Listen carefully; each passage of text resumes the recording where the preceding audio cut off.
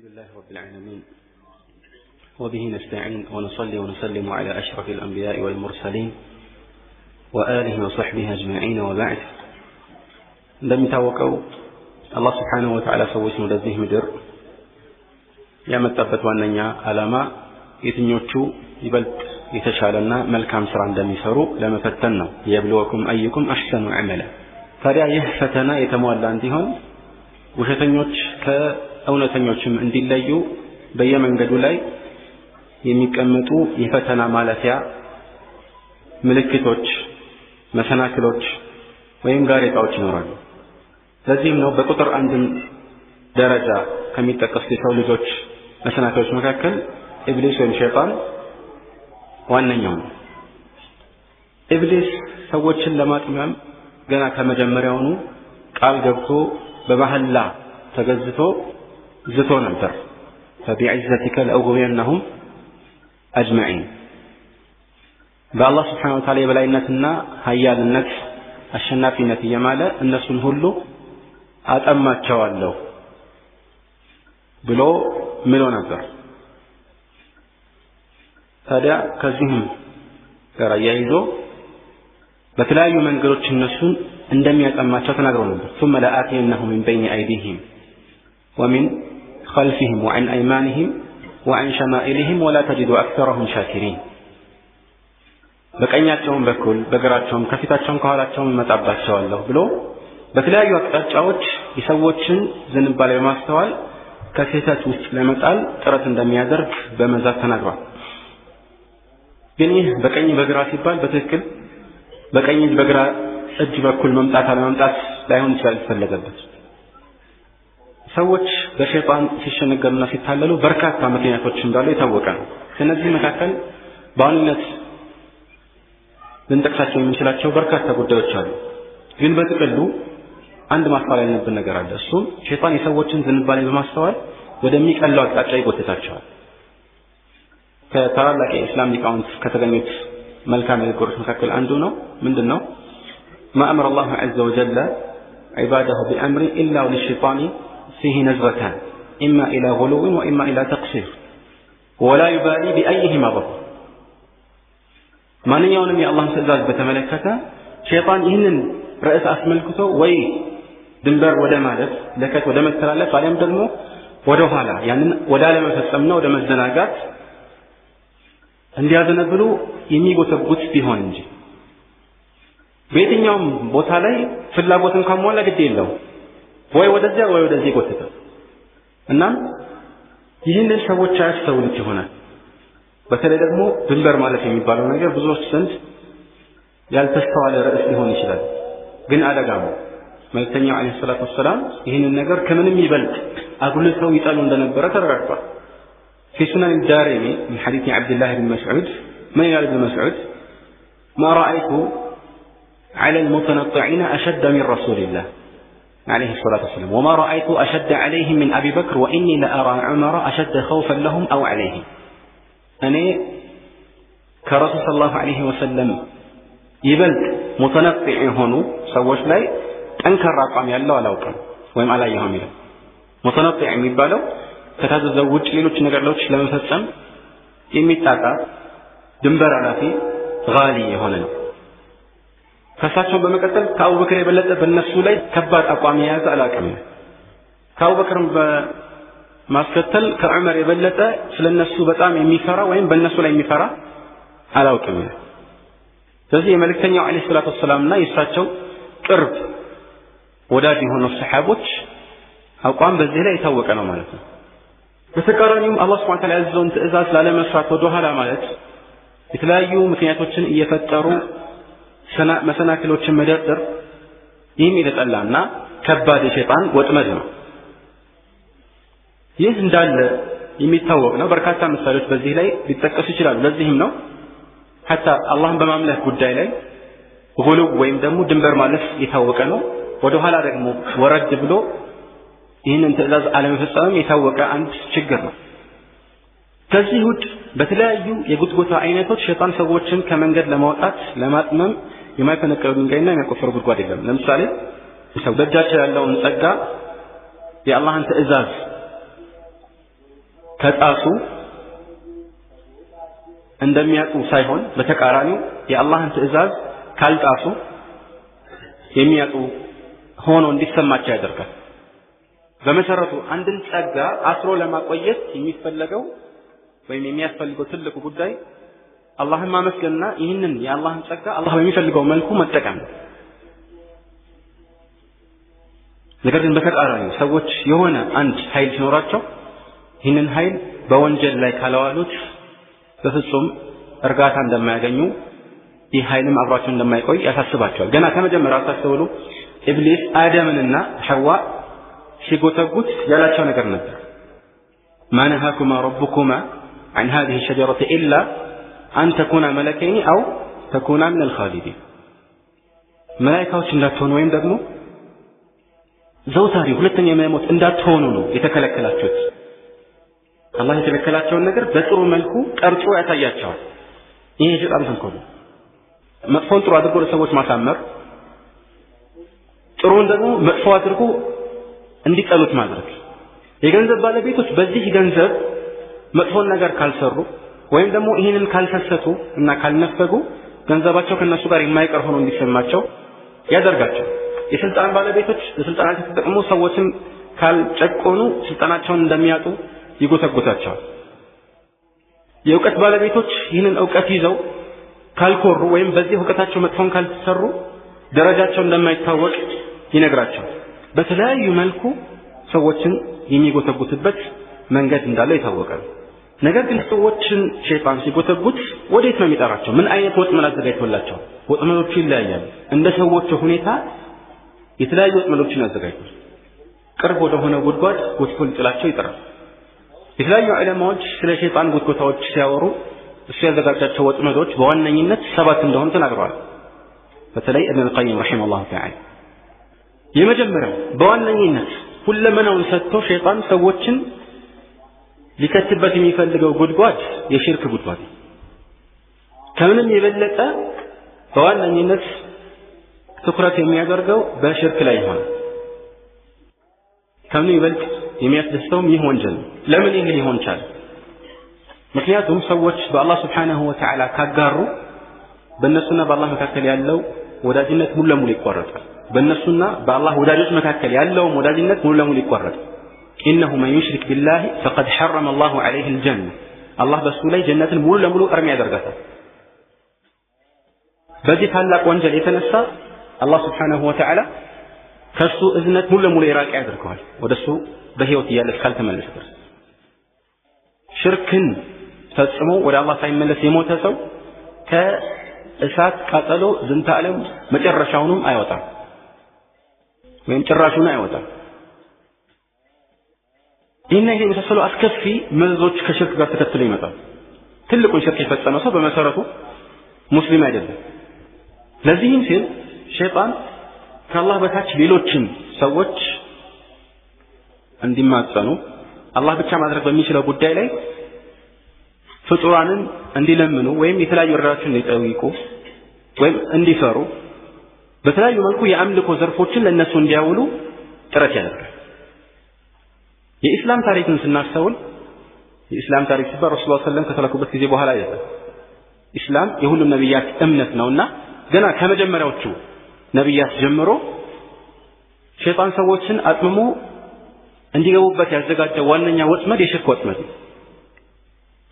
ስለዚህ በየትኛውም አጋጣሚ ነብያት ወደዚህ ምድር ሲላኩ በዋነኝነት አደራ የሚሉት ከአላህ ውጭ ሌላ እንዳታመልኩ ነው።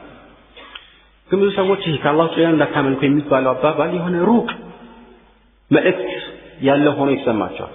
ማለት አላህ ውጭ ሌላን አምላክ ብላችሁ ፊት ለፊታችሁ በጣዖት ቅርጽ ቀርጻችሁ ለእሱ አትስገዱ ማለት ሊመስላቸው ይችላል። ሌሎች ደግሞ ከአላህ ውጭ ሌላን ፈጣሪ ብላችሁ አታስቡ፣ ሌላ ፈጣሪ አለ ብላችሁ አታስቡ ማለት ሊመስላቸው ይችላል። ማንንም እንደፈለገ የተለያዩ የአምልኮ ዘርፎችን እየሰጠ ቢያመልክ ፈጣሪ እስካላልኩት ጌታ እስካላልኩት ድረስ በዋነኝነት የፈጠረኝ አላህ ነው እስካልኩኝ ድረስ ሽርክ ፈጸምኩ ብሎ ላያስብ ይችላል። እነኚህ ሁሉ ሸይጣን ለሰዎች የዘረጋቸው የተንኮል መረቦች ናቸው። ስለዚህ ይህንን የመጠንቀቅ ኃላፊነት በሁሉም ሙስሊሞች ላይ ግዴታ ይሆናል ማለት ነው። ይህ ከአላህ ውጭ ሌሎች መመለክ የለባቸውም የሚለው ርዕስ የኢስላም መገለጫ ነው። ከኢስላም ጋር አብሮ የኖረ የታሪኩ ዋና መዞሪያ ዛቢያ ነው። የነብያት ጥሪም ዋነኛ ርዕስ ነው። ስለዚህ በዚህ ርዕስ ላይ ምንም አይነት ውዝግብ ሊኖር አይችልም ማለት ነው። ተግባባ? ከአላህ ውጭ ሌሎችን ማምለክ ይቻላል አይቻልም የሚል ርዕስ በሙስሊሞች መካከል የውዝግብ ርዕስ ተደርጎ በፍጹም ሊታሰብ አይችልም። ለምሳሌ አንድ ሰው መልካም የአላህ ባሮችን ከሞቱም በኋላ ቢሆን ወይም እነሱ በማይሰሙበት አጋጣሚም ቢሆን ችግር ሲደርስብኝ ድረሱልኝ ብዬ ብለምናቸው ወይም አላህ ብቻ መስጠት የሚችሏቸውን ነገሮችን ስጡኝ ብዬ ልክ ልጅ ስጡኝ ብሎ እንደመለመን አሊያም ደግሞ ከማንኛውም ችግር ሁሉ ጊዜ ጠብቁኝ ወይም ሀብታም አድርጉኝ እድሜን አርዝሙልኝ ልጆቼም አብዙልኝ ብሎ እንደመጠየቅ ያለን ነገር በፍጹም የውዝግብ ርዕስ አድርገን ልንቆጥረው አንችልም ማለት ነው። የውዝግብ ርዕስ ሆኖ መቆጠር አይቻልም ከማለታችን ባሻገርም በዚህ ርዕስ ላይ አንድም ሙስሊም ጥርጣሬ ሊገባ አይገባም። በተለያዩ አጋጣሚዎች የተለያዩ ጥመትን የሚያሰራጩ አንጃዎች ሁሉ ጊዜ ሰዎችን ወደነ አቡ ጃህልና ወደነ አቡ ለሀብ እምነት ለመጥራት ጥረት ያደርጋሉ። ግን ብዙዎች ይህንን አይገነዘቡም። ለምን ሲባል እነዚህ አምልኮን ምናልባት አምልኮ ብለው ባይሰየሙትም ለአንዳንድ ለአላህ ባሪያዎች ጻድቃን ለሆኑ ለሱ ታዛዦች ማዋል ይቻላል ነው ያሉት። እና አቡ ጀህል ግን ያመልኩ የነበረው ጣዖታትን ነው ይሉን። እውነት ድንጋይን ማምለክና መላእክቶችን ማምለክ አላህ ዘንድ ልዩነት አለው? አንደኛው ሽርክ አንደኛው ደግሞ ችግር የሌለው ወደ አላህ መቃረቢያ ተግባር ተደርጎ ሊታሰብ ይችላል? በፍጹም አይችልም። እንዲያው በዚህ ምድር ላይ ሽርክ የተጀመረበት ዋነኛ በር ይህ ነው። ለሚታወቀው የኖህ ህዝቦች በቀጥታ ሽርክ ውስጥ አልገቡም ነበር። ነገር ግን መልካም የሆኑ 5 ሰዎችን በምስል እንዲቀርጹ ነበር ለመጀመሪያ ሸይጣን የመከራቸው። ይህን አደረገ። ከዛ ይሄኛው ትውልድ ሲያበቃ እነኚህ የተቀረጹትን እኮ ከናንተ ቤት የነበሩት ትውልዶች እያመለኩ ወደ አላህ ይቀርቡ ነበር አላቸው። እነኚህ እንደ መልካም ሰዎች የሚጠቀሱ ነው። ኢብኑ አባስ ተርጁማን አልቁርአን እንደሚታወቀው في صحيح البخاري الله سبحانه وتعالى وقالوا لا تذرون آلهتكم ولا تذرون ودا ولا سواعا ولا يغوث ويعوق ونسرا የሚለውን 5 መልካም ሰዎች ናቸው ብሎ ተናግሯል። እና ይሄንን አሁን ያልኳችሁን ገለጻ አደረገ። ስለዚህ ሽርክ እንዲያው ወደዚህ ምድር የመጣበት ታሪክ ሲጠና የሚያያዘው ከሳሊሖች ጋር ነው። የሽርክ መግቢያ በርም ይሄ ነው። እነሱን አስመልክቶ አላህ ከሰጣቸው ደረጃ በላይ ከፍ አድርጎ ከሰውነት ወደ አምላክነት ማሸጋገር ነው። ቁም ነገሩ ቃሉ አይደለም። አምላክ ብሎ ሰየማቸው አልሰየማቸው ሌላ ርዕስ ነው። ግን አምልኮ ለነሱ ካዋለ ይሄ ትልቅ ችግር ይፈጠራል። ስለዚህ ይህ ከኢስላም ጋር የተዋወቀ ታሪክ ነው። ረሱል ሰለላሁ ዐለይሂ ወሰለም ሌሎች ነብያት ከህዝቦቻቸው ጋር ጠብ ውስጥ የገቡበት ዋነኛ ምክንያት መልእክተኛው በተለያዩ ጦርነቶች ላይ ከነ አቡ ለሀብና ከሌሎች ከአቡ ጃህልና ከሌሎች ጋር ጦር ሰብቀው የተጋጠሙበት ዋነኛ ርዕስ ይህ ነው። ይህ የታወቀ ማንም ሊጠራጠርበት የማይችል ጉዳይ ሆኖ ሳለ አንዳንድ አጥማሚዎች ችግር የለውም አንዳንድ ሐዲሶች ላይ እኮ ከአላህ ውጭ ሌሎችን መለመን እንደሚቻል የሚያረጋግጥ መረጃ አለ ይሉሃል። ስለዚህ ሐዲስ አንተ ምንም የማታውቅ ብትሆን ጥርጣሬ ሊገባህ ይገባልን? ስለ ሐዲሱ ዝርዝር ሁኔታ ስለ ሰነዱ ይሁን ስለ መትኑ መልስ መስጠት አትችል ይሆን? ግድ የለም። ሁሉም ሰው በአንድ ጊዜ ስለ ውሸት ምንነት በዝርዝር ሁኔታ ላያውቅ ይችላል። ግን በጥቅሉ ታወቅ ነው የኢስላም መርሆና መገለጫ ጋር የሚጋጭ ነጥብ እስከሆነ ድረስ እውነት ላይሆን እንደሚችል በእርግጠኝነት ማመን አለብን። መልስ እንዴት ነው የምንሰጠው? ሌላ ርዕስ ነው። እኛ መልስ ባንሰጥ መልስ የሚሰጥ ሰው ወይም የሚችል ሰው አለ። ተሰጥቶም አልቋል። ድሮ አዲስ ነገር አይመጣም።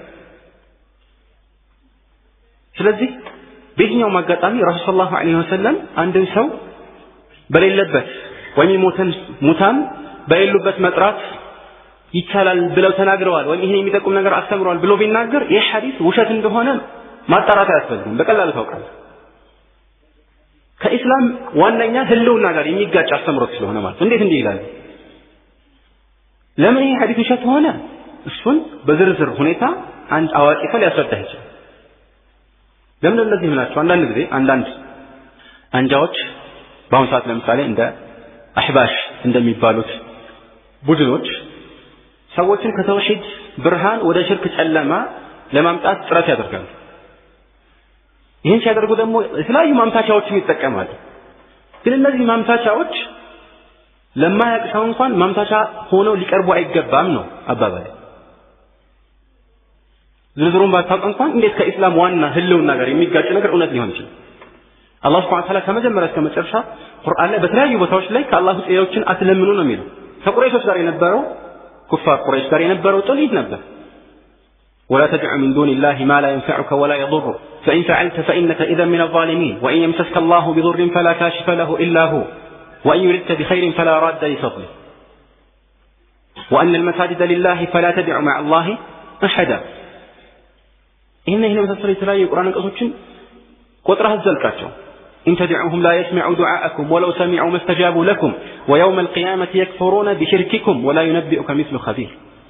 ብትጠሯቸው አይሰሟችሁ፣ ቢሰሙ እንኳን መልስ ሊሰጧችሁ አይችሉም ወይም ያሳኩላችሁ አይችሉም።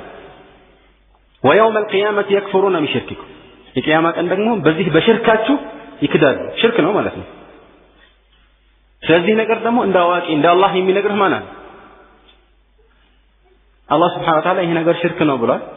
አላህ Subhanahu Wa Ta'ala ሰዎችን ጠላት አድርጎ የተለያዩ ህግጋትን በእነሱ ላይ የደነገገውና ያጠፋቸው በዚህ ጥፋት ምክንያት እንደሆነ የታወቀ ሆኖ ሳለ ዛሬ እንደገና ወደ መጀመሪያው የጃሂልያ ህይወት እንድንመለስ ጥሪ ይደረግልናል።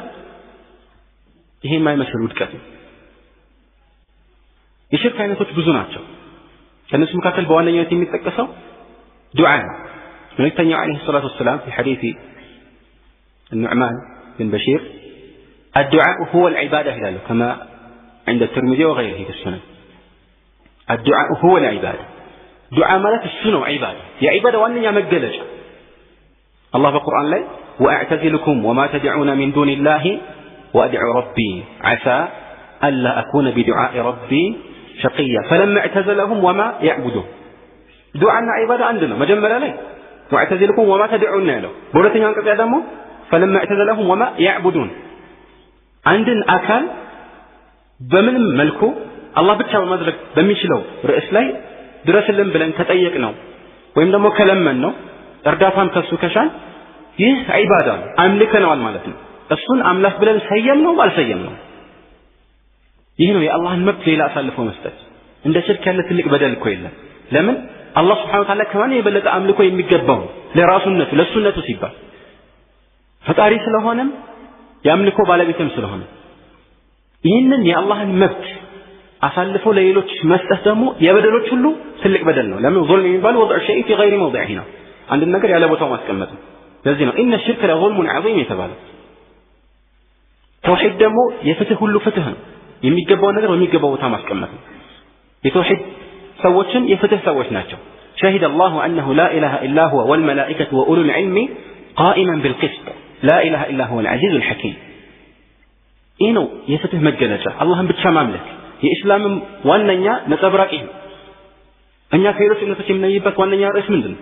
ከአላህ ውጭ ሌላን አናመልክም ነው። ወደኛ የተላከው ታላቁ ነብይም ቢሆን ከረሱል ሰለላሁ ዐለይሂ ወሰለም የበለጠ ማን ታላቅ ሰው አለ? ለሳቸውም ቅጣት ታህል ዒባዳ አይገባም።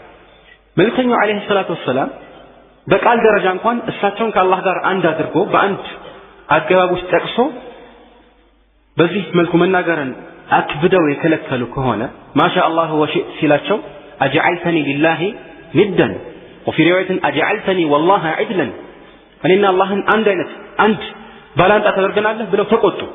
ምን ስላላቸው ነው? አላህና አንተ የሻው ነው የሚሆነው ስላላቸው። ከዚህ በበለጠ መልኩ ድረሱልኝ የሚለውስ ምን ይባል? ይሄ ከባድ ነገር ነው። ስለዚህ በተውሂድ ርዕስ ላይ ከተውሂድ ጋር የሚጋጭ ትክክለኛ ሐዲስ ሊኖር እንደማይችል ማሰብ የግድ ነው። فماذا بعد الحق الا الضلال። ተውሂድ ሐቅ ከሆነ ከዚህ ጋር የሚጋጭ ነው ጥመት ነው ማለት ነው። ዝርዝሩ ሳትገባ ይሄን ማወቅ ይችላል። ከዚህም በተለየ መልኩ አላህ Subhanahu Wa Ta'ala ለራሱ ያረጋግጣቸው መልካም ስሞችና የላቁ ባህሪያትን እሱ ባረጋግጣቸው መልኩ መቀበል የግድ ሆኖ ሳለ ይህንን እንዳንቀበል ወተለያዩ ጥመቶች ውስጥ የሚገፋፉ ኃይሎች ሊኖሩ ይችላሉ። ይህም ራሱ የቻለ ሌላ የሽርክ አይነት ነው። በመሰረቱ ሽርክ ተዕጢል ማለት አንዳንድ ዑለማዎች እንደሚሰይሙት አላህ ለራሱ ያጸደቃቸው መልካም ስሞችና ባህሪያትን በተመለከተ ልንወስደው የሚገባው አቋም እሱ ራሱን እንደሰየመው ይህንን ስያሜ ወይም እሱ ለራሱ ያረጋገጠውን ባህሪና መገለጫ ሳንቀይር፣ ሳንሰርዝ፣ ሳንደልስ፣ ሳንቆለምም፣ ሳናጣምም አላህን ከፍጡራን ጋርም በዚህ ረገድ ሳናመሳስል ሙሉ ለሙሉ እንዳለን እንቀበል ይገባል። አላህ ከፍጡራን ጋር አይመሳሰልም። ይሄ መጠቀስ የሚገባው ርዕስ አይደለም። የታወቀ ነው። በፍጡርና በፈጣሪ መካከል ምንም አይነት መመሳሰል ሊኖር እንደማይችል የታወቀ ነው። ሐታ ቁርአን ለይሰ ከሚስሊሂ ሸይእ የሚለውን ባናውቅ እንኳን ግልጽ ነው። ይህ የታወቀ ርዕስ ሆኖ ሳለ አላህ ራሱን በሰየመበት ነገር ስለሰየምን ወይም እሱ ራሱን በጠራበት ባህሪ ስለጠራ ነው አላህ ከፍጡራን ጋር አመሳሰል ነው አይባልም። ስለዚህ ትክክለኛው አቋም በሁለት ጠረፎች መካከል ነው ያለው። የተወሰኑት አላህ ራሱን የሰየመበትና ለራሱ ያጸደቀውን ነገር አምነና ሊሉና ግን ይሄኛው እንዲህ ነው ብለው ዝርዝር ሁኔታውንም ይገልጻሉ። አላህ ለራሱ ያጸደቀው ባህሪ ካለ አላህ ለራሱ ፊት እንዳለው ተናግሯል፣ እጅ እንዳለው ተናግሯል። ከዚህ ውጭ እንግዲህ ሌሎች ሲፋቶችን ትቼ ነው ለምሳሌ ዒልም፣ ሕልም ወይም ደግሞ ረሕማ የመሳሰሉትን ትቼ ማለት ይሄ የተረጋገጠ ሆኖ ሳለ እዚህ ርዕስ ላይ እሱ ያረጋገጠው ነገር እኛ እንደምናውቀው ስለሆነ በቋንቋችን ስላናገረን እንደዚህ ነው ብለን ዝርዝር ሁኔታውን ጠቅሰን ከፍጡራን ባህሪ ጋር ማመሳሰል ራሱን የቻለ ከባድ ውድቀት ነው። በተዘዋዋሪ ደግሞ አላህን ከፍጡራን ጋር ማመሳሰል በሚል ሽፋን እንደዚህ አይደለም የተፈለገበት ሌላ ነው እያልን ትርጉሙን መቆልመምና ይህንን ርዕስ ልክ እንደ እንቆቅልሽ ግራ የሚያጋባ ርዕስ አድርጎ መቁጠር ሌላም ጥመት ነው። አላህ ሱብሓነሁ ወተዓላ እኛም በሚገባን ቋንቋ ነው ያናገረን። ነዓም ቁርአንን ያወረደው አላህ ራሱን የሰየመባቸውን ባህሪያት በተቻለ አቅም እንደምንም ሰባሰብ እየፈለግን ቀዳዳዎችን እያወጣጣን እንድንቆለምም አይደለም፣ ሊመራን ነው። ዩሪዱላሁ ሊዩበይነ ለኩም ወየህዲየኩም ሱነነ ለዚነ ሚን ቀብሊኩም ወየቱበ ዐለይኩም ወላሁ ዐሊሙን ሐኪም። አላህ ሱብሓነሁ ወተዓላ ሊገልጽላቸው እና ከእናንተ በፊት የነበሩትን ሰዎች መልካም ጎዳና ሊመራቸው ነው የሚፈልገው፣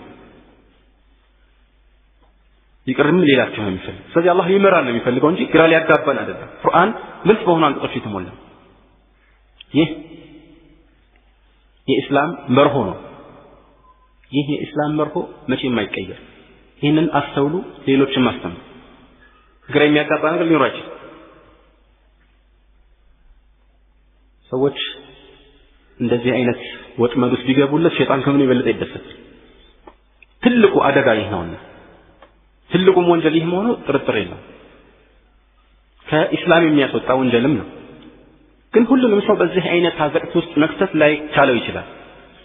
ስለዚህ ይህንን ማድረግ ካልቻለ እንደ ሰውየው ሁኔታ ወደሚቀጥለው ወጥመድ ይሸጋገራል። እሱም የቢድዓ ወጥመድ ነው። ሁለተኛው ብዙዎች ባይገነዘቡም ከታላላቅ ወንጀሎች በተለየ መልኩ ቢድዓ ሸይጣን ዘንድ የተወደደ ነው። ጥቅል በሆነ መልኩ ቢድዓ ሸይጣን ዘንድ ከታላላቅ ወንጀሎች ይበልጥ የተወደደ ነው። ለምን? ምክንያቱም አንድ ሰው ቢድዓን ሲሰራ መልካም ስራ እየሰራሁ ነው ብሎ ስለሚያስብ የመመለስ አዝማሚያ አይኖረውም። በብዛት ሱፊያን አልሰውሪ እንደሚለው አልቢድዓቱ አሐቡ ኢላ ኢብሊስ ሚን አልማዕሲያ ፈኢነ አልማዕሲየተ ዩታቡ ሚንሃ አማ አልቢድዓቱ ፈላ ዩታቡ ሚንሃ። ተራ ወንጀልን የሰራ ሰው ወንጀል መሆኑን አውቆ ስለሚሰራ ወደ አላህ ሊመለስ ይችላል፣ ይከጀልለታልም። ግን ቢድዓን የሚሰራ ሰው መልካም ስራ እየሰራሁ ነው ወደ አላህ የተቃረብኩ ነው ብሎ ስለሚያስብ ሁሌም በዚህ ጎዳና ላይ በርትቶ ሊቀጥል ይችላል። ይሄ ደግሞ ለሸይጣን እረፍት ነው። ይህ አንዱ ምክንያት ነው። ሌላኛው ምክንያት ቢድዓ ከዲን ጋር የተቆራኘ ነገር ነው። ምን ማለት ነው? የቢድዓ ፈተና የዲን ፈተና ነው። ቢድዓ ሲጠራቀም ዲንን ሊቀይር ይችላል። ከኛ በፊት የነበሩትን የተለያዩ ህዝቦችን ተመልከቱ። ዲናቸው የተቀየረበት ዋነኛ ምክንያት ሁሉም የራሱን ስለሚፈጥርና በተለያየ መንገድ አላህን ለማምለክ ጥረት ስለሚያደርግ ነው። ስለዚህ ዲኑ ከመጀመሪያ ይዘት ተቀይሮ ሌላ ይዘት ይዞ እናገኛለን። ኢስላምስ አይቀየርም ነበር?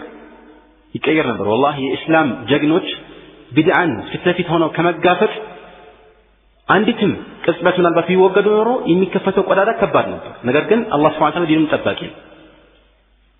ታዲያ ይህንን በተመለከተ ኢብሊስ ሰዎች እዚህ ውስጥ እንዲወድቁ ጥረት ሲያደርግ በተለያየ መንገድ ነው። አንዳንዴ ቢድዓ ለሁለት ይከፈላል ይላቸዋል። እንዲያውም እኮ እከሌ የተባለው ታላቅ ዓሊም ቢድዓ ለሁለት እንደሚከፈል ተናግሯል ይልሃል። ማሻአላህ ዚያድ ብን ሑደይር የተባለ አንድ ታቢዒ ዑመር የነገረውን አንድ ታላቅ ምክር ሲያስተላልፍ ምን ያህል አትድሪ ማ يهدم الاسلام አለ ዑመር እስላምን የሚያፈርሰው ምን እንደሆነ ታውቃለህ አለ طبعا እስላምን አላህ ይጠብቀዋል ግን እስላምን የሚተገበሩ ሰዎች የሚፈርሱትና እነሱ የሚጠፉት ነው ማለት ነው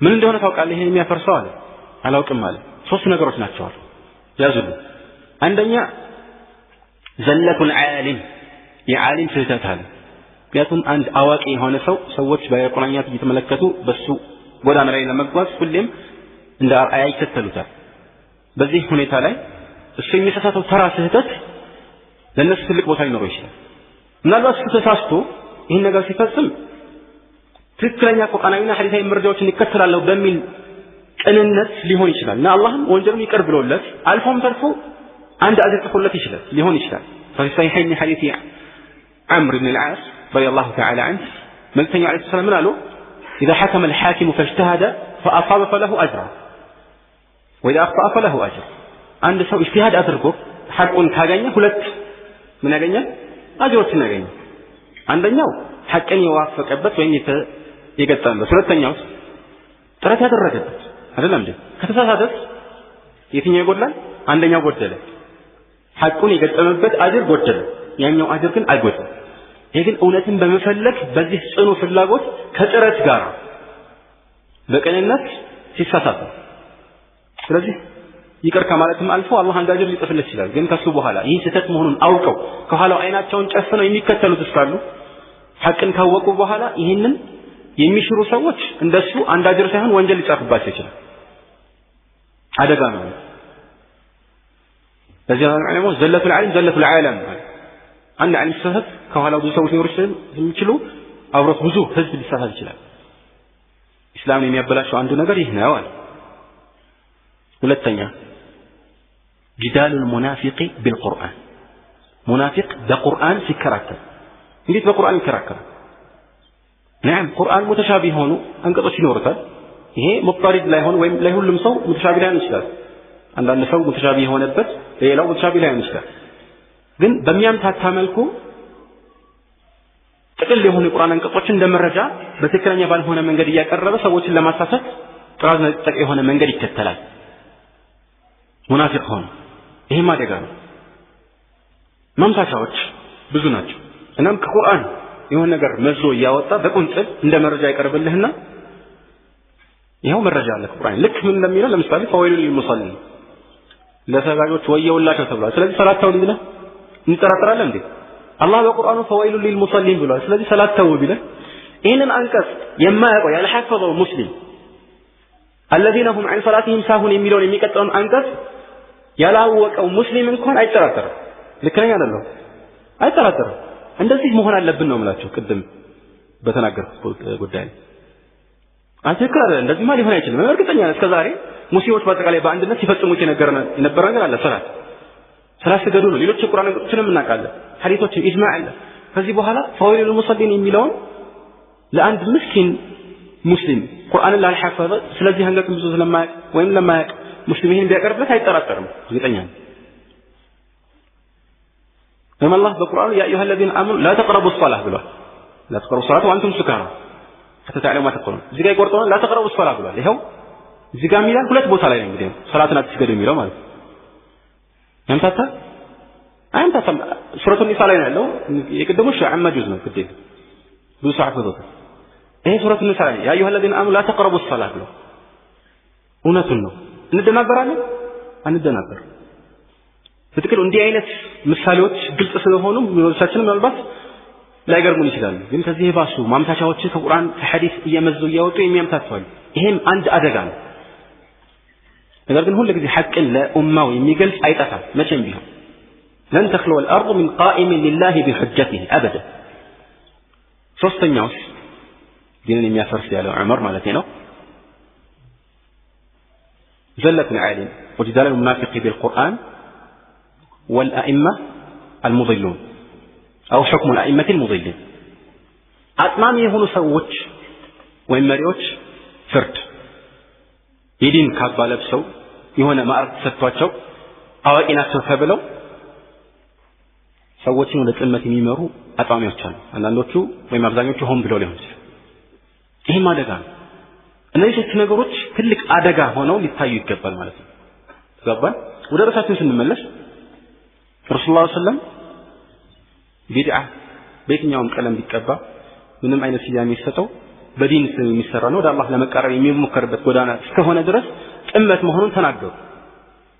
ይሄ ደግሞ ሙብረም በሆነ ወይም ማንም ሊክደውና ሊነቀነቀው በማይችል ጽኑ ቃል የተነገረው ሁሉ ቢድዓትን ضلال ይሄ እሳቸው ቃል ነው። አልፎ ተርፎ መልእክተኛው ዐለይሂ ሰላቱ ወሰላም ሙስሊም ሐዲስ ጃቢር ኢብኑ አብዱላህ ጁሙዓ ላይ ይህንን ሁሌ ደጋግሞት ነበር። أما بعد فإن خير الحديث كتاب الله وخير الهدي هدي محمد صلى الله عليه وسلم وشر الأمور محدثاتها وكل محدثة بدعة ሁሌ የሚደጋገም ነበር ከማ في صحيح مسلم አንዴ ብቻ ተናግሮ ያለፉት አይደለም።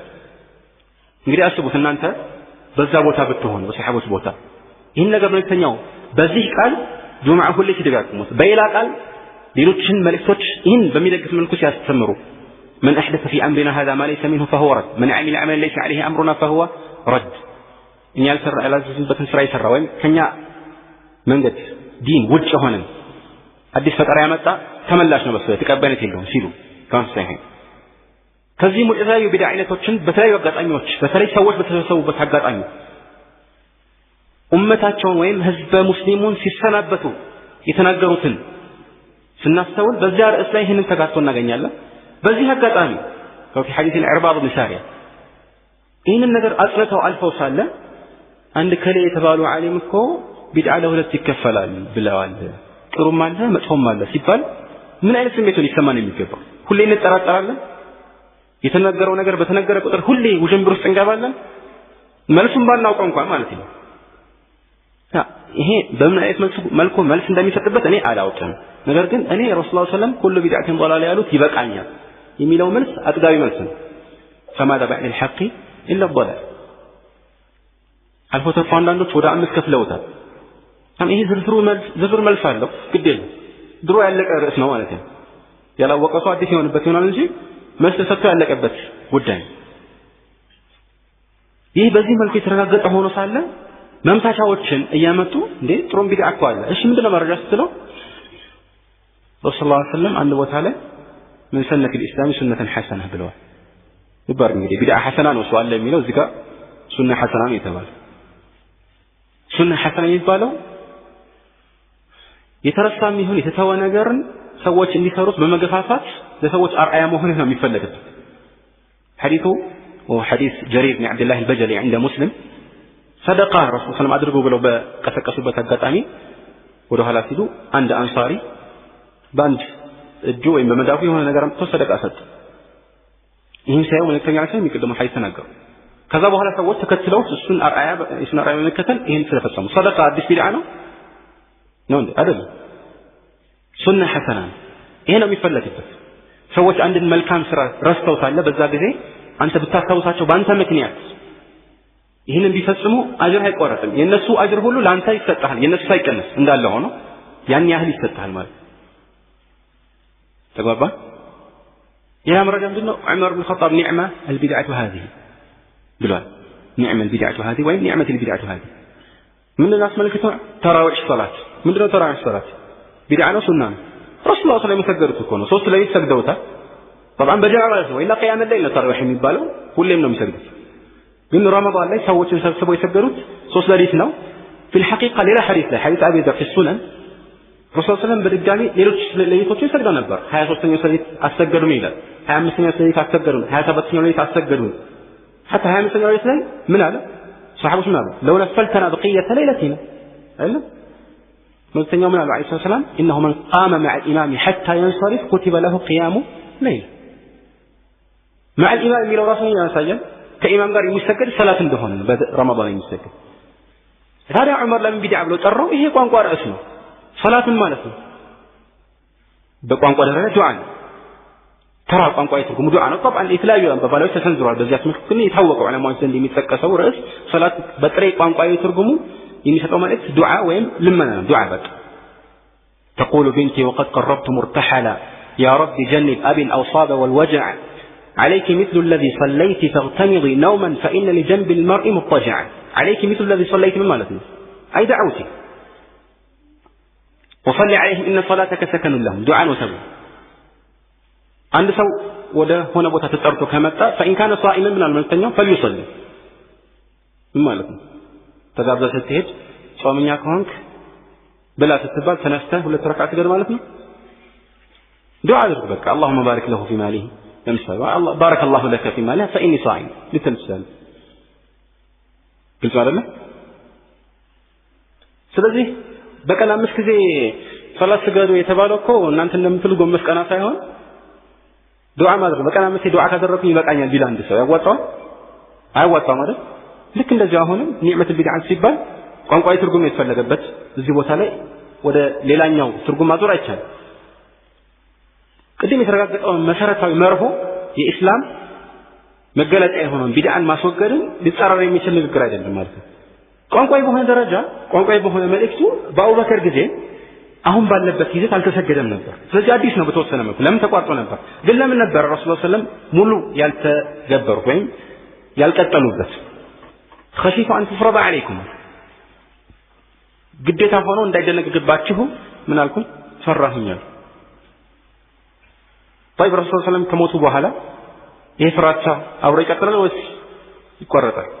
ይቋረጣል ለምን በአቡበከር ላይ ወህይ ያወርድም በዑመር ላይ እንደዚህ በሌሎችም ላይ ስለዚህ ፈርዳ ይሁን በቃ ሱና ነው ተረጋግጧል ጻንቷል የተጀመረውን ዑመር ቀጠለው ሌላ ነገር የለም ቢድዓ ሰይአ አይደለም በቋንቋ ደረጃ ማለት ነው ወላ በዲን ሰይአ ሐሰና የለም ስለዚህ በቋንቋ ደረጃ ቢድዓ ሐሰና ሊባል ይችላል እኛ ጥላችን አሁን የቋንቋ ጥላ አይደለም እኛ ጥላችን ምን አይደለም ቢድዓ የሚለውን ቃል ተናገሩ አትናገሩ ይካል ቢድዓ የሚባለውን ቃል መናገር ይቻላል አይቻልም የሚለው አይደለም በዚያ ተጣላን ጥላችን ሌላ ነው ገብቷችኋል ሌሎች ማምታቻዎች አሉ የታወቁ ማለት ነው እያንዳንዱ ሰፊ በሆነ መልኩ መልስ ተሰጥቶበታል ከድሮ ጀምሮ ግን እንደ ማምታቻ ማንንም ያምታታ አይችልም ሸይጣን ቢቻለው ሰዎችን ወደ ሽርክ ወጥመድ መጣል ሲሳነው ወደ ሁለተኛው ወደ ቢድዓ ወጥመድ ይስባቸዋል ወይ ይጠራቸዋል ይህም ካልተቻለ ወደ ታላላቅ ወንጀሎች ወጥመድ ይጣራል ወይም ይህንን ወጥመድ ያመቻቻል ታላላቅ ወንጀሎች ሰውን መግደል ያላግባብ ዝሙት መስራት ኸምር መጠጣት ወለድ መብላት ወይ ማራጣ አባትና እናትን አለማክበርና የነሱን መብት መግፈፍ እነዚህ የመሳሰሉ ታላላቅ ወንጀሎች አሉ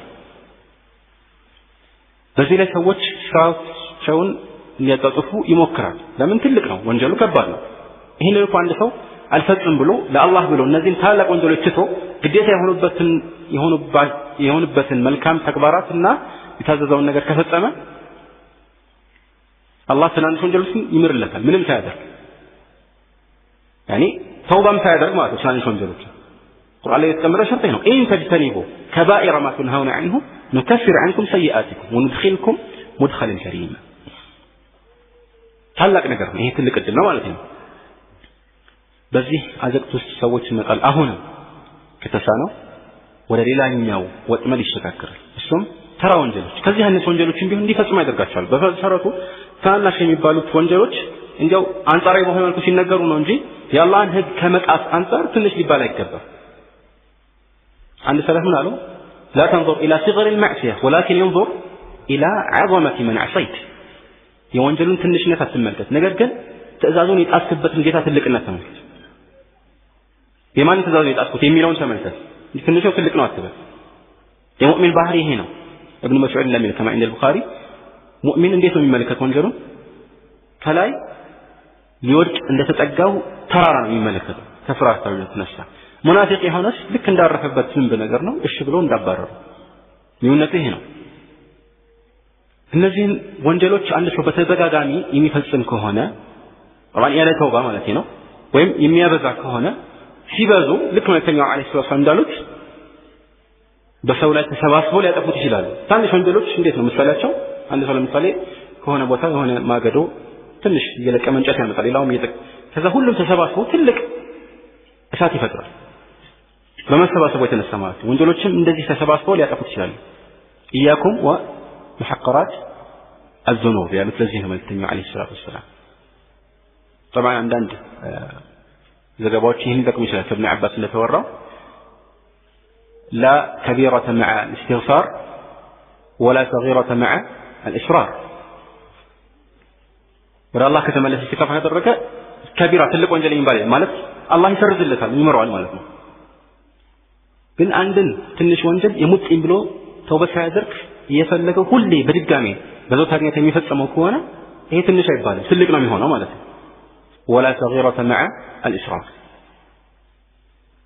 ይህንን አራተኛውን ወጥመድ ዘርግቶ በዚህ ማጥመድ ከተሳነው ወደ ሌላኛው ይሸጋገር ለአምስተኛው طبعا በዚህ መልኩ ተነግራችሁ ምናልባት ቅደም ተከተሉን ጠብቆ በዚህ መልኩ ይሄዳል ማለት አይደለም ግን በዋኝነት ይሄ ነው ሲስተሙ ወይም ደግሞ ስልቱ ማለት ነው እና ሁኔታዎች ሲመቻችለት በየትኛው አጋጣሚ ሰዎችን ያታልላል ይሄንን ማድረግ ካልቻለ غفላ ይለቅበታል غفላ ምንድነው መዘናጋት ነው ማለት ወንጀል ላይ ሰራ ይችላል ግን መልካም ስራን ከመስራት ወደ ኋላ እንዲዘናጋ እንዲያሳንስ ይጎተጉተዋል ይሄ ደግሞ እንደሰውየው ጥንካሬ ቂያም ሌሊት የሚቆም ነዋፊል የሆኑ ሰለዋቶችን ግዴታ ያልሆኑ ትርፍ ሰላቶችን የሚያበዛ ከሆነ ዱሃ ምናምን የሚሰግድ ከሆነ ሸይጣን መጥቶ ስታስቡት ዙሁር ዛሬ ባትሰግድ ብሎ ይወተውታል ወይ ጁማዓ ባትሰግድ ይሏል አይወተውትም አይደል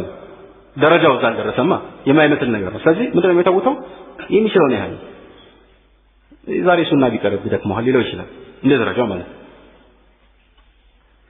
ግን እንደምንም የተጠራ አምስቷን ሰላት የሚሰግድ ከሆነ እሻ ዛሬ በእንቅልፍ በዚህ መልኩ ወይም ደግሞ ፈጅር ላይ ይለፈህ ይላል እንደ ደረጃው ሊሆን ይችላል እና ይሄ አይነት غفላ ሁሉም ጊዜ እንደ ሰዎች ሊለያይ ይችላል ማለት ነው ይሄ በዚክር በብዛት የሚወገድ ነው واذكر ربك في نفسك تضرعا وخيفة ودون الجهر من القول بالغدو والآصال ولا تكن من الغافلين ذكر يا غفلة تقارن ለማንኛው ይሄም አንድ ወጥመድ ነው ስንተኛው ነው አምስተኛው ካልቻለስ ወደ ስድስተኛው ይሻገራል ሶም ወደ ዑጅብ ሊከተው ይችላል ወይም طبعا لم تكتلوا يجد አይደለም ብያችኋለሁ እንደ ሁኔታው ነው ወደ ዑጅብ ሊከተው ይችላል ምንድነው ዑጅብ ወይም ኢዕጃብ المرء بنفسه ራሱን ከፍ አድርጎ እኔኮ ስንት አመት ዋሽቼ አላውቅም ወንጀል ሰርቼ አላውቅም ስንት አመት ሱና ምንጦኛል ወይም ጀማዓ ሰላት ስንት ወር ሳያመልጥ ይሰግጃል እኔኮ ከእናንተ ነው የበለጠ ስንት ሐዲስ ሐፍጃለሁ ቁርአን ሐፍጃለሁ ከፍ ከፍ አድርጎ ራሱን እንዲያይ ያደርገዋል አንተማ አልችልህም ይለዋል ሸይጣን መጥቶ ማለት ነው እሱም እውነትም እኔማ ሸይጣን አይችለኝም ይላል ሳያስበው ይሆን ይደነቃል ራሱን እያከበረ ይሄድና ራስን ደግሞ በዚህ መልኩ አጉልቶ መመልከት ሌሎችን አሳንሶ ማየትን ያስከትላል አደጋ ነው ይህንንም ካልቻለ ሌሎችንም ካልቻለ ሌላም መንገድ ይሞክራል ምንድነው ይሄ ሰባተኛው መንገድ የተለያዩ ስራዎችን መልካም ስራዎችን ሲሰራ ቅድሚያ የሚሰጠው ይበልጥ አጅር የማያስገኝለት እንዲሆን ይጎተጉተዋል ለምሳሌ መልካም ስራዎች ብዙ ናቸው ከግዴታዎቹ በወጣ መልኩ ማለት ግዴታ ካልሆኑት ስራዎች መካከል የተለያዩ አይነቶችን መጥቀስ ይቻላል የተወሰኑት አጅራቸው ይበዛል ለምሳሌ በአንተ በራስህ ላይ የተገደበ መልካም ስራና ጥቅሙ በአንተ ላይ ብቻ የተገደበ ሳይሆን ሌሎች የሚተላለፍ መልካም ስራ አጅሩ እኩል ይሆናል አይሆን ምን ይለዋል ስራ አንተ ዋናው አሁን ሰላት መስገድህ ነው ይለዋል ይቆ አይደለም ፈርድ አይደለም ማለት ሱና ሰላት ማለት ነው ሱና ሰላት ይሰግድና በዛ ሰዓት ምናልባት የሚሰራ መጥፎ ስራ ካለ ያንን መከልከል ወይም ያልተሰራ ግዴታ መልካም ስራ ካለ ያንን እንዲሰሩ ማዘዝ ሲገባው ያንን ይተውና ወደዚህ አእምሮን ይሰበስባል ይሄ ሸይጣን ወጥመድ ነው ራሱን የቻለ አንድ ተንኮል አንዳንድ ጊዜ አልፎ ተርፎ ግዴታ የሆነ መልካም ተግባርን አቆይቶ ግዴታ ያልሆነውን እየሰራ በዚህ ጊዜው እንዲያጠፋ ያደርጋል ይሄ ደግሞ በእስላም የተከለከለው እንደ መርሆ ራሱ حتى من تنع السلام منالو إذا أقيمت الصلاة فلا صلاة إلا المكتوبة صلاة ግዴታ ሆኖ እቃም ሲደረግ ለብቻው እዛ ቆሞ አንድ ሰው ቆይ ሱና ልስገድ መጀመሪያ ማለት ሲሆን አይችልም የሚቀደመው ይሄ ነው ሰዎች በተቃራኒ ሊያደርጉ ይችላሉ ይሄ ሞኝነት ይሆናል ማለት ነው ገባህ ሱናውን እየሰሩ ፈርዱ ማታል ይሄ ነው የሚያደርገው ዑለማዎች ነው ያሉ من شغله الفرض عن النفل فهو المغبوط ومن شغله النفل عن الفرض فهو المغبون ግዴታ ስራን እየሰራ አብሮ ማስኬድ ስላልቻለ ግዴታ ያልሆነው ነገር ይስተጣበበት ሳይፈጸም እሱ ይቀናበታል እንጂ አይወቀስም። በተቃራኒው ደግሞ መልካም የሆኑ ግን ግዴታ ያልሆኑ ትርፍ ስራዎችን እየሰራ ግዴታውን ቢያቆይ ቢያሳልፍ ደግሞ ይሄ መግቡን ነው እንደከሰረ ሰው ማለት ነው። ከዚህ በለጠ ደግሞ ንግድ ላይ ለምሳሌ አንድ ሰው በ100 ብር መገዛት የሚችለውን ዕቃ በ400 ብር ቢገዛ እንዴት ነው የሚቆጭ? አላወኩም ነበርኩ መጀመሪያ አትነግረኝም ነበር ይሄዳል መልስልኝ ሊል ይችላል ኢላ አኺሪ። ከዚህ በለጠ ግን የሚቆጭበት ነገር ወይም የሚቆጭበት የሚገባው ነገር ይህ ነው። እነዚህ ጥቂት የሸይጣን ተንኮሎች ናቸው። እነዚህን ተንኮሎች ሸይጣን ማራመድ የሚችልባቸው በርካታ ልምዶች አሉት። ግን ከመሆኑ ጋራ ደካማ ነው። ተንኮሉ ደካማ ነው። በተለይ ለአማኝ ሰዎች ኢነ ከይደ ሸይጣን ካነ ضعيفا ሸይጣን ተንኮል ደካማ ሆኗል። ግን እንዴት ነው ታዲያ እሱ ደካማ ከመሆኑ ጋር እኛን የሚያሸንፈው ከተባለ ከሱ ደካማነት የበለጠ የኛ ኢማን ደክሟል። ከሱ የባሰ ደካማ ከሆነ ሁለት ደካሞች ካሉ አንድ ሊበልጠው ይችላል። ሁለቱም ግን ደካማ ነው ስማቸው እና አንዱ ሌላውን ያሸንፋል አይደለም። ግን አንዱ ጠንካራ ሌላው ደካማ ከሆነ ደካማው ጠንካራውን ያሸንፋል። ሚስጥሩ ይሄ ነው ማለት ነው። የተለያዩ መንገዶችን በመጠቀም በተለያዩ ዘመናት ያካበተው ልምድ አለ ተንኮሎቹ ማለት ነው። እነኚህን አውቆ መጠንቀቅ ነው የሚያስፈልገው። ግን ይህ ሲባል ተንኮሉ በጣም አደገኛ የሚያስፈራ ነው ማለት አይደለም። ነዓም ያስፈራል። ለማን ነው የሚያስፈራው? ለአላዋቂዎች ለማህይማን ይበልጥ ያስፈራል። ሸይጣን በጣም የሚጫወትባቸው አላዋቂዎች ነው ማህይማን። ሁላችንም ከማህይማን ጎራ ራሳችንን ለማውጣት ጥረት ማድረግ ይጠበቅብናል። ማንኛውም መፍትሄ ነው። እናም በጥቅሉ መልእክቱ ሸይጣን ሰዎችን ወደ እሳት ለመምራት የሚከፍታቸው በሮች አሉ። እነኚህን በሮች እንጠንቀቅ። ቅድም የጠቀስኳቸው በሌላ ቋንቋ ሲነገሩ ባጭሩ ማለት ነው 3 ነገሮች ናቸው። የመጀመሪያው ሹብሃ አውረተት ሸከን ፊ ዲኒላሂ ዐዘ ወጀል ጥርጣሬን የሚያመጣ ሹብሃ የዲን ርዕስን የተመለከተ ማምታቻ ማለት ነው። ሹብሃ የተባለው ለምንድን ነው? ኢሽቲባህ الحق بالباطل አይደለም እንዴ? ልብ አድርጉ። ሁሉ ጊዜ ጥርት ያለ እውነትና ጥርት ያለ ውሸት ሰዎች ላይ አይምታቱ። ሁሉ ጊዜ ውሸትን ለማራመድ የውሸት ሰዎች የሐቅ ካባ እያለበሱት በዚህ እየጀቦኑት ነው የሚያራምዱት። ሲጠቅሱ የቁርአን አንቀጽ የሚጠቅሱት እውነትን ታገኝ ትችላለህ፣ ግን ይህንን እውነት በውሸት ይቀላቅሉታል። አንዳንዶች ንግግራቸው እንደ ማር ሊጣፍጥ ይችላል፣ ግን ይህ ማር በመርዝ የተላወሰ ይህ አደጋ ነው። ጥርት ያለ እውነትና ጥርት ያለ ውሸት በብዛት ብዙ ሰዎች ላይ አይምታታባቸው። የሚምታታው የትኛው ነው? ድብልቅ ሲሆን። ስለዚህ ሹብሃ የተባለው አንደኛው የሸይጣን በር ይሄ። ሁለተኛው ሸህዋን ስሜትን ለማርካት የሚፈጸሙ ወንጀሎች ወንጀልነታቸው እየታወቀ የሚፈጸሙ ጥፋቶች ናቸው። ሶስተኛው ቁጣን ገضب። ይህ ደግሞ ገضب የሚያወርሰው ድንበር ማለት ነው። በተለይ ሰዎችን መበደልን ያስከትላል። ሰዎች ላይ ግፍ መፈጸም ያስከትላል። እነዚህ የሸይጣን በሮች ሁሌም ልንጠነቀቃቸው የሚገቡ ዋነኛ በሮች ናቸው።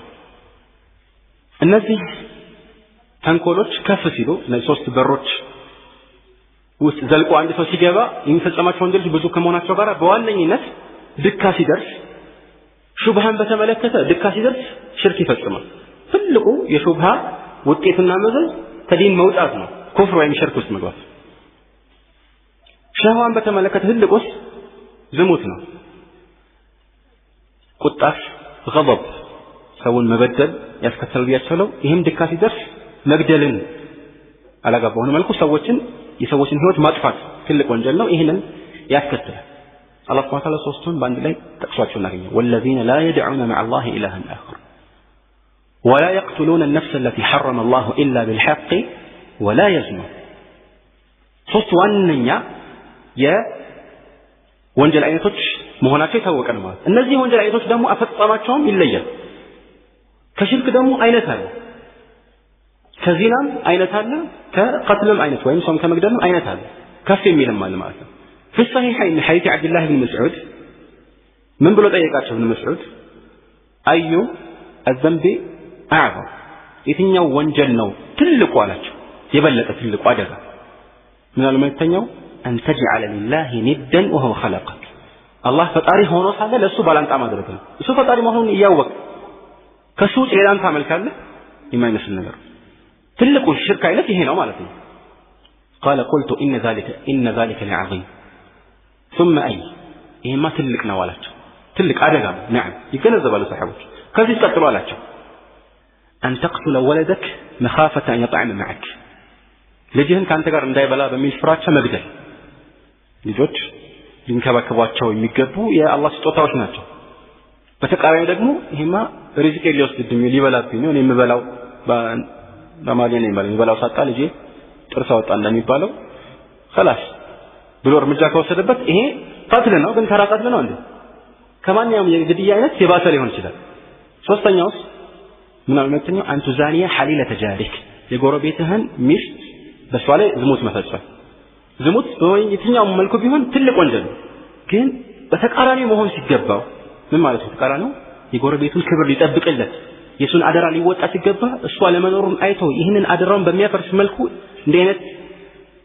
ማመንዘር ከባድ ነው የሚሆነው የትኛው መማገጥ የበለጠ ትልቅ ወንጀል ነው የሚሆነው ማለት ነው ጎረቤትን ባይሆን ሌላ ሊታመን የሚገባ ሰውም ከሆነ እንደዚህ ወንጀሉ እየጨመረ ይላል ማለት ነው ገባ እነዚህ ሶስት በሮች የሸይጣን በሮች ናቸውና በተቻለ መጠን ሰዎች ሊጠነቀቋቸው ይገባል ጥቅል ገለጻዎች ናቸው አላህ Subhanahu Wa Ta'ala ሸይጣን ጠላታችን መሆኑን አስቀድሞ ነግሮናል አስጠንቅቆናልም إن الشيطان لكم عدو فاتخذوه عدوا إنما يدعو حزبه ليكونوا من أصحاب السعير ሸይጣን ጠላታችሁ ጠላት አድርጋችሁ ያዙት ወደ አድርጋችሁ አታዩት ማለት ነው ጠላትን እንዴት ነው ጠላት አድርጋችሁ የምትይዘው ጠላቴ ነው ብሎ ስመሰየም ይበቃል አይበቃ ጠላት ከሆነ ጠላት ነው ይጠላል የሱን ትእዛዝ መራቅ ከሱ መንገድ ራስን ለሸሽ ማድረግ ነው ወዳጅ ከሆነ አብሮ መውደድ ነው እሱ የሚለው መፈጸም ነው ኢነል ሙሂበ ሊመን ይሂቡ ሙጢዑ አንድ ሰው የሚወደውን አካል ትእዛዝ በጣም ይፈጽማል ይሄ ደግሞ ከባድ ነው አላህ ወዳጃችን ሆኖ ሳለ የሱን ወዳጅነት አንፈልግም በእኔ ሸይጣንን ወዳጅነት ከመረጥን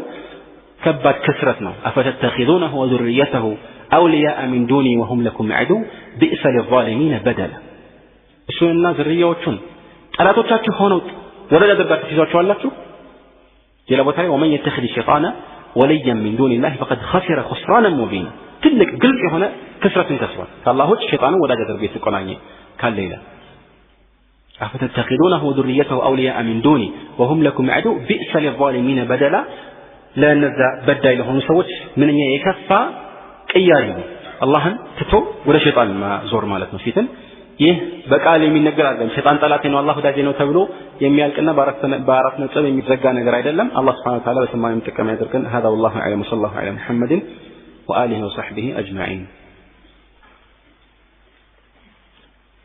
طيب የተወሰኑ ጥያቄዎች አለን ኢንሻአላህ በቅደም ተከተል ባጭሩ ለመዳሰስ እንሞክራለን እህባሶች ለቢድዓ እንግዲህ ለቢድዓ ከሚያመጣቸው ማምታቻዎች መካከል فمرعه حق رعايته የሚለው ነው መልሱ ምንድነው ማለት ቁርአን ላይ في سورة الحج الله سبحانه وتعالى ስለ ዒሳ ተከታዮች ባወሳበት አጋጣሚ وجعلنا في قلوب الذين اتبعوه رأفة ورحمة ورهبانية ابتدعوها ما كتبناها عليهم إلا ابتغاء رضوان الله فما رعوها حق رعايتها ብሏል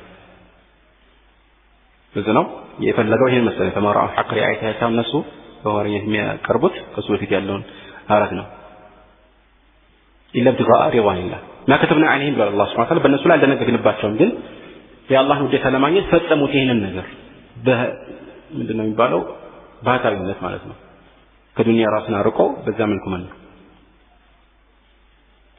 እና እነዚህ ሰዎች እና ማናቸው እነዚህ የተከታይ የተባሉት طبعا ሙስሊሞች የሚባሉት አይደሉም ዛሬ ግን በድሮ ጊዜ ከኛ በፊት የነበሩ ህዝቦች ናቸው የድሮ ታሪክ ነው እና እነሱ ይሄንን ነገር ሲፈጽሙ አላህ ደንግጎባቸው አይደለም ነገር ግን የአላህን ግዴታ የአላህ Subhanahu Wa Ta'ala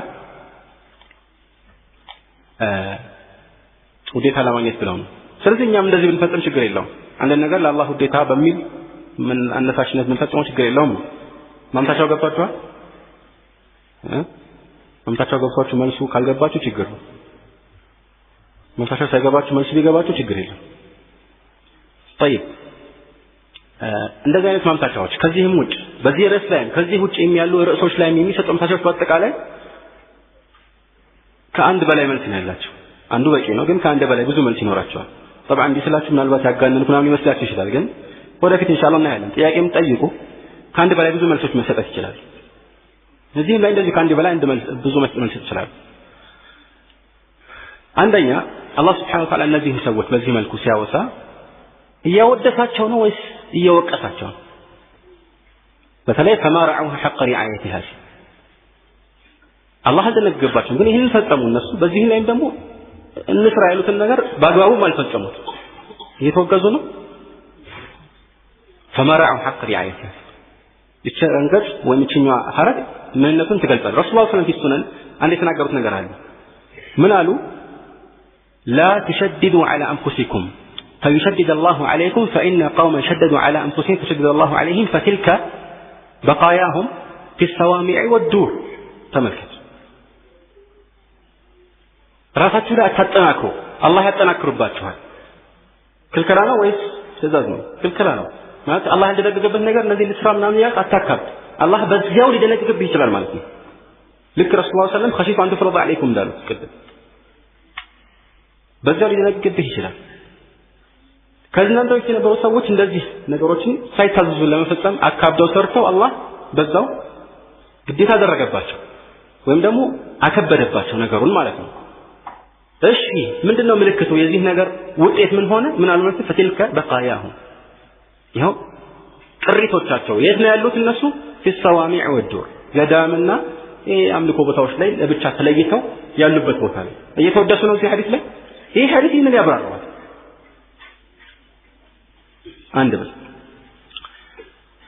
አንድ መልስ ማለት ነው። ይበቃል አይደል? ግን ልጨምርላችሁ ግዴ ነው። ሁለተኛ መልስ እሺ እየተወደሱ ነው እንበል። ግልጽ አይደለ? እየተወደሱ ነው እንበል። ይህ ስለ ረሱላህ ሰለላሁ ተከታይ ህዝቦች ነው ወይስ ከነሱ በፊት የነበሩ ህዝቦች? ከሳቸው በፊት የነበሩ ህዝቦችን እየተመለከተ ነው። ከሳቸው በፊት የነበሩ ህዝቦችን طيب ከሳቸው በፊት የነበሩ ህዝቦች ለኛ መረጃ ሊሆን ይችላል ስራቸው ኺላፍ አለ አይደል? ግን ይሄኛው አሁን ያለንበት ርዕስ ኺላፍ ውስጥ ጭራሽም አይገባም። ለምን መሰላችሁ? ሸርዕ ምን ቀብለና ከኛ በፊት የነበሩት ሰዎች ሸርዕ ወይም ድንጋጌ ለኛም ድንጋጌ ይሆናል ወይ ከተባለ በሁለት መስፈርቶች ነው። አንደኛ ከቁርአንና ከሐዲስ ያገኘነው ምንጭ መሆን አለበት። ምንጩ የት ነው? ቁርአንና ሐዲስ። መጽሐፍ ቅዱስ አዲስ ኪዳን አንብበን አይደለም። ተቋባን አይደለም። እዛ ላይ ከኛ በፊት የነበሩ ህዝቦች እንዲታዘው ነበር። ስለዚህ ለኛም መረጃ ይሆናል አላለም? አይቻልም። ቁርአንና ሐዲስ ላይ ይሄ ነገር መጠቀስ ይገባዋል ማለት ነው። መጠቀሱ ነው። ይሄኛው መስፈርት ተሟልቷል፣ ተነዝለን ተሟልቷል እንበል እዚህ ቦታ ላይ ግድ የለም ማለት ነው። ሁለተኛው መስፈርት ምንድነው? በእኛ ሸሪዓ በእኛ ድንጋጌ ያንን የሚሽር አለመኖሩ ነው። ያንን የሚሽር ካለ አለቀ ነገር፣ ምን ጥርጣሬ የለውም። ግልጽ አይደለም? አላህ ያወረደው ቁርአንና የቁርአን አስተላላፊና ተርጓሚዎች ረሱላህ ሰለላሁ ዐለይሂ ወሰለም ያስተላለፉት ነገር ያንን የሚሽር ከሆነ አለቀ ነገር። وأنزلنا إليك الكتاب بالحق مصدقا لما بين يديه من الكتاب ومهيمنا عليه. مهيمن القرآن كما تقول إلى نجر بك قال لك النجر قرآن شروط يشاشالو نجر قال عند حزبوች ሁኔታ ያንን አምስቶ አሁን በእኛ ሸሪዓ በአዲሱ በረሱላህ ሰለላሁ ዐለይሂ ወሰለም ዝርዝር ህግጋት መሰረት ቢድዓ ተፈቅዷል ተከልክሏል። ሁሉ ቢድዓትን ضلال። ስለዚህ ይሄኛው አባባል ውድቅ ነው ማለት ነው። ስለዚህ ከኛ በፊት የነበሩ ሰዎች ተግባር ነው ሲባል አለቀ ነገር። የዑለማዎች ኺላፍ ውስጥ ማይገባ ማለት በሁሉ ዑለማዎች ስምምነት መሰረት ይሄ መረጃ ሊሆን አይችልም። ለምን? መስፈርቶችን አሟላ። ኺላፍ ውስጥ ለመግባት መረጃ ለመሆን አይደለም፣ ጭራሽ ኺላፍ ውስጥ ለመግባትና የዑለማዎች ዝግብ ውስጥ ለመግባት ራሱ መስፈርቱን አሟላ እንኳን ሌላው ይቀርም። ሶስተኛ መልስ አላህ Subhanahu Wa Ta'ala ما كتبناه عليهم ከተበ የሚለው በብዛት ግዴታነትን ነው የሚያመለክተው ነው አይደል? ናም ግዴታ በሆነ መልኩ አልታዘዙም ነበር፣ ግን እነሱ ግዴታ ባልሆነ መልኩ ምናልባት ተደንግጎላቸው ሊሆን ይችላል። احتمال ነው አይደለም? قوي احتمال ነው፣ ዝም ብሎ ተራ احتمال አይደለም። اذا ورد الاحتمال على الاستدلال او اذا ورد الاحتمال على الدليل بطل به الاستدلال. ليه احتمال ካለ ማለት ነው። አራተኛ እንጨምራለን የተለያዩ ቁርአናዊና ሐዲሳዊ አስረዶች የሰሃቦች ጥቅል ስምምነት እና ተግባራት የነሱ ንግግሮች ሁሉ ቢድዓን ባንድ ቃል እያወገዙ ሳለ እንዲህ አይነት ማምታቻ መረጃ ሊሆን አይችልም። ይሄ ጥቅል መልስ ነው። የቀደሞች ዝርዝር መልሶች ናቸው። ተግባባ? በአንድ ርዕስ ላይ ዝርዝር መረጃዎች ተበራክተው ሳለ የሆነ ሁለት ወይም ሶስት መልእክቶች ሊያስተላልፍ የሚችል አምታች ነገርን ማቅረብ ያንን እርግጠኝነት ሊሽረው ይችላል። እርግጠኝነት በሌላ ጠንካራ እርግጠኝነት ካልሆነ አይሻርም። እርግጠኝነት በጥርጣሬ አይሻል። ተግባባ? ይሄን የመሳሰሉ በርካታ መልሶች ይኖሩ ይችላሉ። ስለዚህ ማንበብ የፈለገ ሰው طبعا كتاب الاعتصام ላይ الامام الشاطبي ማየት ይችላል። ሌሎችም እንደዚህ መልስ አላቸው። ተፈጠረ ነው እንጂ ይሄ ሌሎችም ማምታቻዎች ማለት ነው የሚጠቀሱ ሁሉ አንዳንዶቹ 12 መልስ አላቸው፣ አንዳንዶቹ 30 ምናምን መልስ አላቸው። ዑለማዎች ድሮ ጨርሰውታል። طيب ርዕሶቹ ትንሽ ይሰፋሉ። ከአርሽ በላይ ነው ካላችሁ አርሽ ከመፈጠሩ በፊት ነበር አላህ የሚሉትን አላህ ከአርሽ በላይ ስለመሆኑ በአንዳንድ አጋጣሚዎች ለመናገር እንደሞከርኩት የሚጠቀሱ መረጃዎች አንዳንድ ዑለማዎች እንደሚሉት 1000 ወይ 2000 ሊደርሱ ይችላሉ። በዝርዝር ሲታይ ማለት ነው መቁጠር ይከብዳል አላህ ከፍጥረት ዓለሙ በላይ ስለመሆኑ። ነገር ግን እነዚህን መጥቀስ ስለሚከብድ አንዳንድ ዑለማዎች በአይነት መደቧቸው መረጃዎቹ በዝተው ማለት ነው። ገብቷቸዋል አይደል? በአይነት መደቧቸው። ለምሳሌ الرحمن على العرش استوى አንድ ቦታ ላይ 6 ቦታ ላይ ደግሞ ثم استوى على العرش የሚለውን አንድ የመረጃ አይነት አደረጉት። እዚህ ላይ የሚጠቀሱ ውዥንብሮች እንዳሉ አውቃለሁ። አብሽሩ መልሶቹ ደግሞ ቅድም እንዳልኳችሁ ይሄ አንድ ነው ብሎ في السماء የሚለው አገላለጽ አሚንቱም መን في السماء እንደሚለው في صحيح مسلم حديث معاوية بن الحكم السلمي أين الله في السماء እንዳላችሁ እንደዚህ አይነት አገላለጾች ደግሞ ارحموا في الأرض يرحمكم من في السماء ألا تأمنوني وأنا أمين من في السماء كما في الصحيح حتى موسى እነዚህ ደግሞ አንድ መረጃ ናቸው። አንድ ላይ እናርጋቸው አይደል? ሁለት አይነት መረጃዎች አንዳንድ ነገሮች ወደ አላህ እንደሚወጡ ከተነገረ ወደ አላህ ወጣ ከተባለ አላህ ከላይ ነው ማለት አይደለም። إليه يصعد الكلم الطيب تعرج الملائكة والروح إليه ይባላል። አንዳንድ ነገሮች አላህ ወደ ላይ ወደ እሱ እንደሚያነሳቸው برفعه الله إليه ከሱ ዘንድ ደግሞ ወደ ታች እንደሚወርድ تنزيل الكتاب من الله ተግባባን።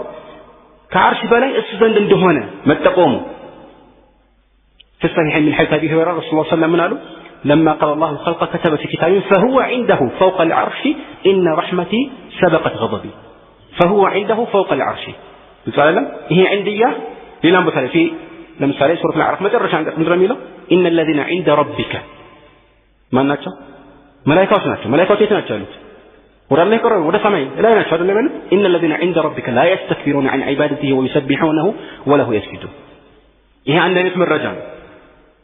ተግባባ። እንደዚሁም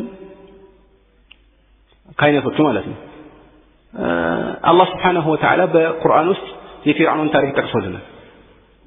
ማን የፊርዓውን ተከታይና ማን የሙሳ ተከታይ መሆኑን እናንተ እንግዲህ ተረዱ። ፊርዓውን ምን አለ? يا هامان ابن لي صرحا لعلي أبلغ أسباب السماوات فأطلع إلى إله موسى وإني لأظنه كاذبا ተመልከት ሃማን ገንባል ትልቅ ሸገነት አድርገልኝና እኔ የሙሳን ጌታ በቀኝ የማየት ፈልጋለሁ እስኪ ያለ ለምን እነሱም ውሸታም ነው። ማን ነው ውሸታም ያለው? ሙሳን ማለት ነው። ሙሳ ውሸታም ስለሆነ እኔ ያረጋግጣለሁ ውሸታምነቱን ላይ ወጥቼ ማለት ነው። ሙሳ ውሸታም ያላቸው ምን ስላሉት ነው? ጌታ የት ነው ስላሉት ነው? ሰማይ ነው። እሱስ ምን አለ? ወኢኒ ለአظنك ከዘብ አይደለም ውሸት ነው ብሎ አስተባበለ አይደለም። ስለዚህ አላህ ከፍጥሯን ሁሉ በላይ ከአርሽ በላይ መሆኑን ያስተባበለ የፊርዓውን መንገድ ተከትሏል። አላህ ደግሞ ከአርሽ በላይ ያለ ደግሞ የሙሳን መንገድ ተከትሏል። فأي الفريقين حق بالأمن إن كنتم تعلمون ሌላ መረጃ ረሱል ሰለላሁ ዐለይሂ ወሰለም ሌሊተ الإسراء والمعراج ወዴት ነው የወጡት? ወደ ላይ ነው ወደ ታች ነው? ወደ ላይ አይደለም የወጡት አለይሂ ሰላቱ ወሰለም ወደ ላይ ወጡ። ይሄ ተአምር ነው አይደለም? 7 ሰማያትን አለፉ። ከአላህ ጋር ተነጋገሩ ያለምንም ዋስጥ ሰላት ግዴታ ሆነ። ተመለሱ።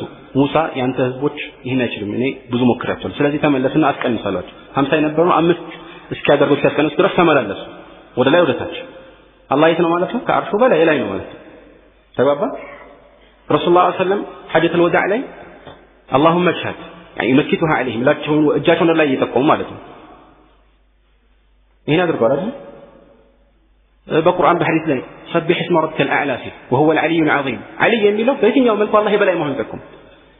እነዚህና የመሳሰሉ መረጃዎች በአይነት እንኳን ብዙ ናቸው። እንኳን በዝርዝር ሊጠቀሱ ቀርቶ ማለት ነው። ከቁርአንና ከሐዲስ አንወጣ ማለት ከቁርአንና ከሐዲስ ወጥተን ራሱ ብዙ እናገኛለን። ተፈጥሯዊ የሆነ ስሜት ራሱ አንድ መረጃ ነው። ፍጥረት الله التي فطر الناس عليها لا تبديل لخلق الله። አንድ ሰው ዱዓ ሲያደርግ ልቡ ወዴት ነው ቀና የሚል? አቡል መዓሊ አልጁወይኒ አንድ ጊዜ ቆሞ ምን ነበር ካን አላህ ወላ መካን وهو الان على مكان ልክ እዚህ ጥያቄ ላይ እንዳለው ማለት ነው አርሽ ከመፈጠሩ በፊት እቺ ትልቅ ማምሳቻ ወይም ትልቅ በቃ ነገሩን የሚገነድስ መልስ ይመስላችኋል ይመጣበታል መልሱን ነግራቸዋለሁ ማለት ነው ቀላል ስለሆነ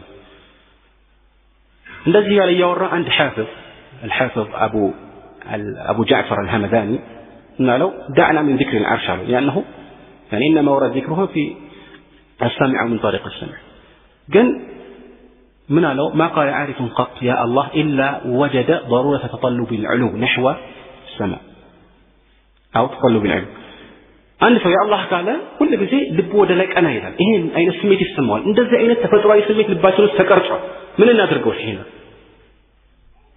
ምን መልሰጡ አካተው ጭቅላቱን እየደበደበ ወረደ حيرني الهمداني ግራ አጋባኝ ብሎ ወረደ ምንም መልስ መስጠት አይችልም እየተደረገ ሰዎች ዱዓ ሲያደርጉ እጃቸውን ላይ ነው ከፍ የሚያደርጉት ወይስ ወደ ጎን ወይ ወደ ታች ነው ወደ ላይ ማንም ባይነግራቸው ማለት ነው طبعا حديث النبي صلى الله عليه وسلم ان الله حي كريم يستحي من عبده اذا رفع اليه يديه እጁን ወደ እሱ ካነሳ አላህ ወደ አላህ ማለት ነው አንድ ሰው ካነሳ ምን ማለት ነው ወደ አላህ ካነሳ ወደ ላይ ነው የምታነሳው ማለት እነዚህ አይነት የመረጃ አይነቶች በርካታ ናቸው በአይነት ተዘርዝረው አያልቁም በእንደዚህ አጭር ጊዜ ግን እያንዳንዱ ደግሞ በእነሱ ላይ የሚነሳ ውዥንብር ጥርጣሬ ወይ ጥያቄ ካለ ከአንድ በላይ በርካታ መልሶች ይሰጥባቸው ችግር የለም እርግጠኝነቱ